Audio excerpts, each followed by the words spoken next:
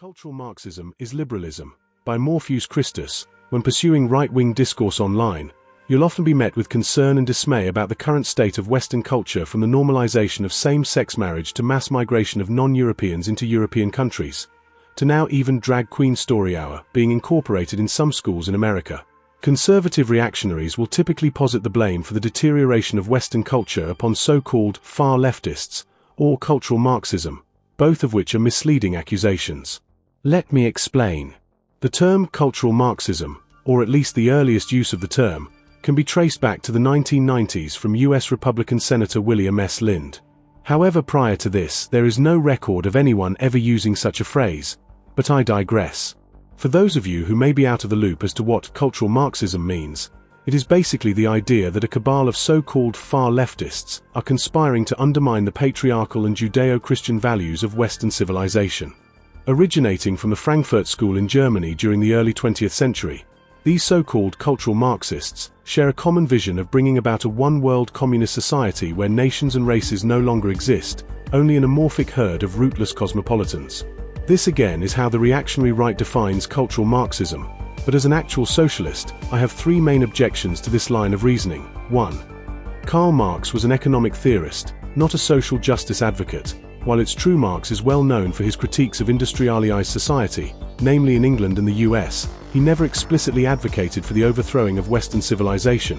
What he wanted overall was for the working class to receive their fair share and rightful compensation for their role in building society. Just because Marx advocated for international solidarity doesn't necessarily mean that working people should have to forfeit their cultural heritage and traditions. In fact, to denounce culture and nationhood as a whole would be counterproductive to socialism, as socialism is a collectivist ideology, meaning that it is meant to cater to the collective will and desires of working people. Whatever career we decide to take on for a living is nanoscopic in comparison to the cultural, religious, and familial aspects of our collective identity. The same could also be said about one's gender, sexuality, and phenotypical appearance. These quirks are minuscule in the grand scheme of things. 2. What the right defines as cultural Marxism and far left are actually examples of liberalism, a moderate ideology. Liberalism, in layman's terms, is the idea that the individual should be separated from any and all collectivist identities. For example, the concept of nationalism or religion would be foreign and in many instances anathema to liberals, since both of those things are aspects of a much larger collective identity. A true socialist would not only oppose liberalism but embrace things like nationalism, religion, and family as quintessential themes for fostering an ideal socialist society. Additionally, liberalism is more of a center ideology, with classical liberals leaning right on the political spectrum and modern liberals leaning left on the spectrum. Neither faction are advocating for the dismantling of capitalism in favor of a worker-owned democratic system. That is, however, what true socialists are advocating for. 3. Critical theory has nothing to do with undermining Western civilization. One will often hear from right-wing dissidents that critical theorists are the root of so-called cultural Marxism and the monsoon of nihilist existentialism that has overtaken the Western world. This, however, is false. Critical theory is about addressing the flaws and contradictions of modern society which inhibit it from becoming more egalitarian and socialistic. Such observations and critics would actually enhance the quality of life in the West.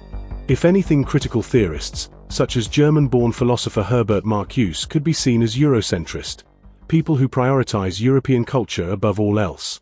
This wouldn't be out of a sense of malice or disdain towards other cultures, but I think for practicality reasons. The West is for all intents and purposes the birthplace of democracy, socialism, and many other ideas and innovations most of us take for granted.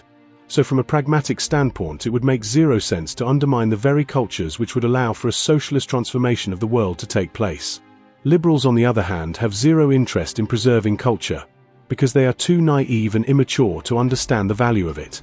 In conclusion, a true socialism is someone who would reject the cultural malaise of liberalism and embrace all forms of collective identity, be it family, religion, nation, the gender binary, etc. As a side note, I personally am not a Christian and would like to see the religion done away with, in favor of paganism, but that is a topic for another video.